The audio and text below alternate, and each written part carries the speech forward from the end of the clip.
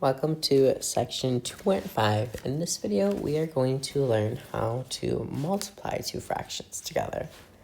So when we multiply two fractions together, all we need to do is multiply the numerator, all the numerators, and multiply the denominators. So in example 1, all we need to do is to do 2 times 2, which is 4, and then 9 times 3, which is 27, and that's it. This is our answer. Looking at example 2, we have to do 1 times 1, which is 1, and 7 times 2, which is 14. And that's your answer. Looking at example 3, we have negative 5/8 times 1/5. So before we just multiply through the numerator and denominators, in this case though, one thing I do want to point out is something called cross multiplication. So if you notice here, we have a 5 directly across from a 5. And because we have a 5 and a 5, what we can do is we can actually divide these two 5s by 5, which will get you 1 and 1. And then that way, when you multiply out the new numerators and the new denominators, you already have a reduced fraction. Because if you think about it, right, we are going to multiply the denominator and the numerator both by these values of 5.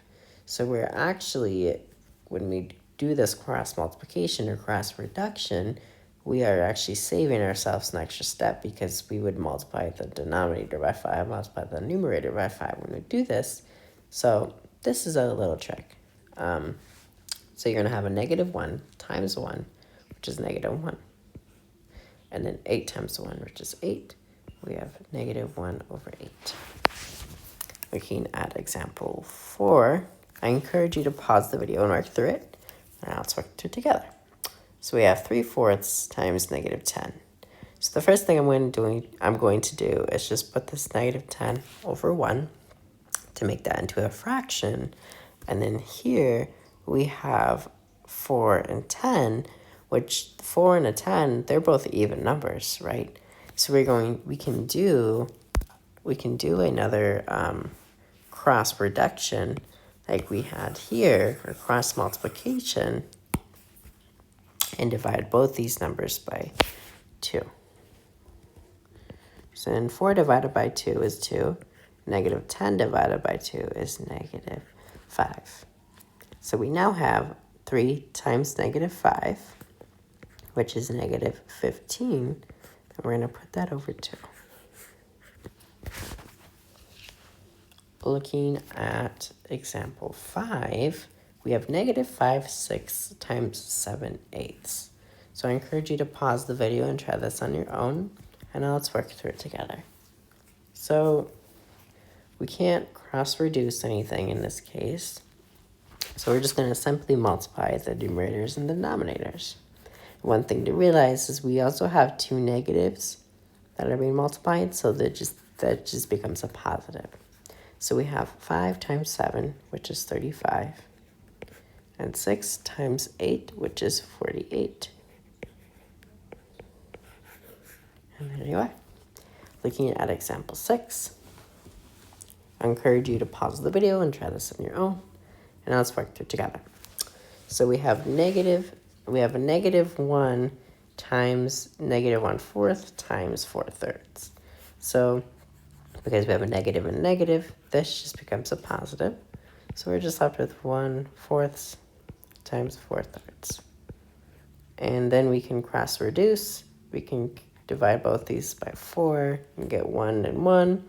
So we get 1 times 1, which is 1, and 1 times 3, which is 3. That's our answer.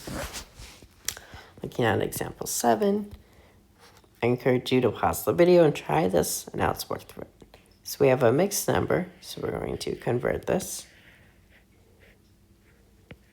So we're going to multiply and then add. 3 times 4 is 12.